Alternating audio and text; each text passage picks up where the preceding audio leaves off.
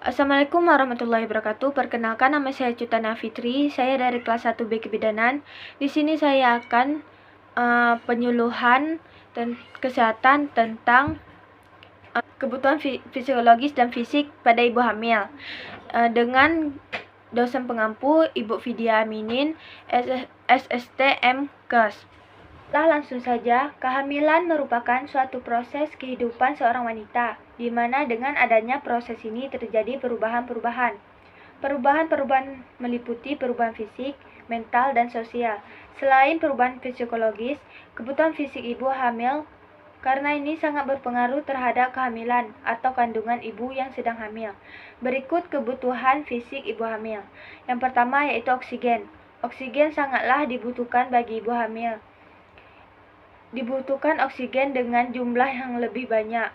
Hal ini disebabkan si ibu bernafas lebih banyak antara 20-25% dari hari biasanya sebelum hamil.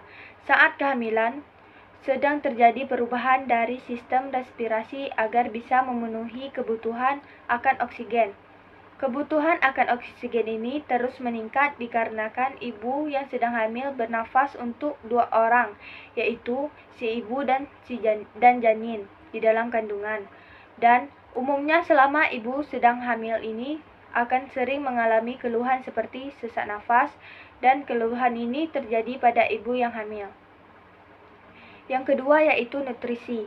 Makanan untuk ibu hamil haruslah lebih diperhatikan lagi supaya mempertahankan kesehatan dan kekuatan badan sang ibu. Untuk pertumbuhan dan perkembangan janin, nutrisi sangat dibutuhkan bagi fisik ibu hamil agar bisa menyembuhkan luka setelah persalinan dan sebagai cadang makanan laktasi. Yang ketiga yaitu personal hygiene. Selain membutuhkan oksigen dan nutrisi, ibu yang hamil sangat membutuhkan kebersihan diri. Pakaian yang dipakai harus sering-sering diganti. Perawatan dan kebersihan gigi, pemeliharaan payudara juga penting. Puting susu juga harus dibersihkan karena kelak akan didampak pada sang bayi. Yang keempat yaitu eliminasi. Pakaian yang hendaknya longgar, tidak ketat, dan dibuat dari bahan katun juga jangan lupa menggunakan sepatu sebagai alas kaki. Pada saat proses eliminasi, sering sekali terjadi obstipasi kepada wanita hamil. Ini dikarenakan kurangnya gerak badan.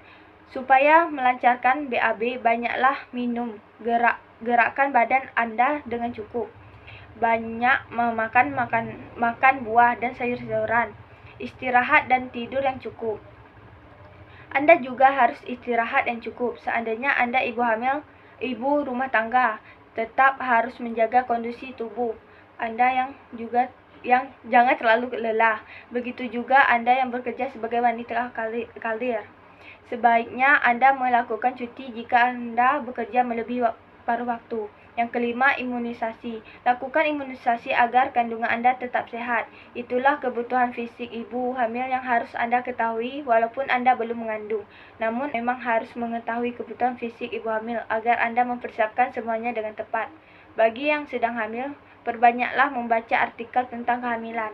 Faktor psikologis pada ibu hamil yaitu meliputi dukungan keluarga. Yang pertama, dukungan suami. Penelitian di Indonesia. Dukungan suami yang diharapkan istri. Yang pertama, suami sangat mendambakan bayi dalam kandungan istri. Yang kedua, suami senang mendapatkan keturunan. Yang ketiga, suami menunjukkan kebahagiaan pada kehamilan ini. Yang keempat, suami memperhatikan kesehatan istri, yakni menanyakan keadaan istri atau janin yang dikandungan.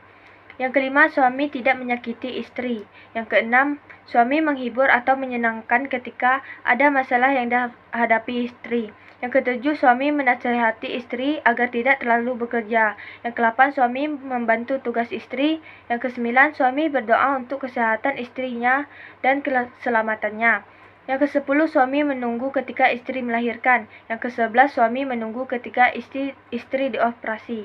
Yang kedua yaitu dukungan keluarga. Yang pertama, ayah, ibu kandung maupun mertua sangat mendukung kehamilan ini. Yang kedua, ayah, ibu kandung maupun mertua sering berkunjung dalam periode itu. Yang ketiga, seluruh keluarga berdoa untuk keselamatan ibu dan bayi. Yang keempat, walaupun ayah dan ibu kandung dan mertua ada di daerah lain, sangat dinamakan dukungan melalui telepon, surat, ataupun dia dari jauh. Yang ketiga, dukungan lingkungan. Yang pertama, diperbolehkan dari ibu pengajian atau perkumpulan kegiatan yang berhubungan dengan keagamaan atau sosial dalam bentuk doa untuk kesehatan ibu hamil dan bayinya. Yang kedua, membicarakan dan menasihati tentang pengalaman hamil dan melahirkan. Yang ketiga, adanya di antara mereka yang mau mengantarkan ibu hamil untuk periksa. Yang keempat, menunggu ketika melahirkan. Yang kelima, mereka dapat menjadi seperti saudara bagi ibu hamil. Dan yang terakhir, dukungan tenaga kesehatan. Dukungan dapat dalam dua bentuk, yaitu yang pertama aktif melalui kelas antenatal, yang kedua pasif dengan memberikan kesempatan kepada klien yang mengalami masalah untuk berkonsultasi. Baiklah, sekian penyuluhan kesehatan pada ibu hamil dari saya. Saya akhiri dengan wabillahi taufiq wal hidayah. Wassalamualaikum warahmatullahi wabarakatuh.